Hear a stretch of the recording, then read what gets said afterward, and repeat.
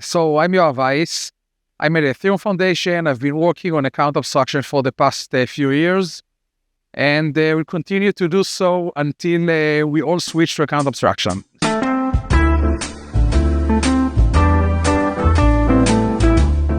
I got into Ethereum embarrassingly late in 2017. I wanted to start using something on Ethereum. It wasn't even something financial.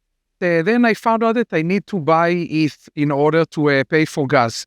I read about it, I understand why I need it, but then it was a process for me. Since I'm not American and I couldn't just go to Coinbase and buy it, it took me 2 months to be able to transfer money from my bank that didn't want to transfer money to an exchange. I come from mobile, and in mobile, with every click during installation, you lose many users.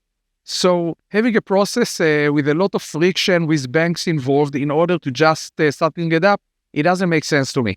So I immediately realized that I need to solve the onboarding problem, make it really easy for users to get started. So the first thing I started working on was gas abstraction with GSN. And the reason is that I care deeply about making things decentralized and having censorship resistance. I was looking for ways to do this gas abstraction without using centralized relays. And this ultimately led, over a very long period, it led me to work on ERC-4337. Vitalik actually wrote the first post about it a few months before launching mainnet. And since then, there were many EAPs, many attempts to solve account abstraction, and there was never consensus on any of them. It's really hard to get to consensus on something this complex and opinionated without knowing that it's the right thing to do. So Vitalik and I started talking about it and looked for ways that allow us to start experimenting with account abstraction standards without having to make a consensus change.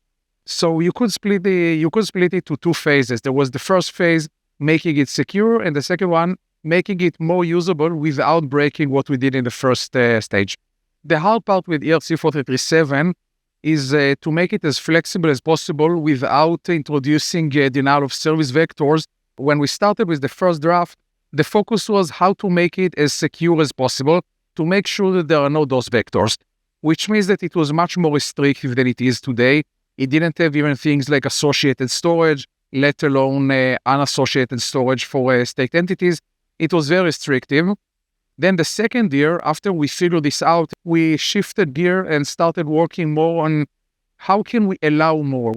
How can we enable more use cases and let people do more stuff in validation while still not introducing new DOS vectors?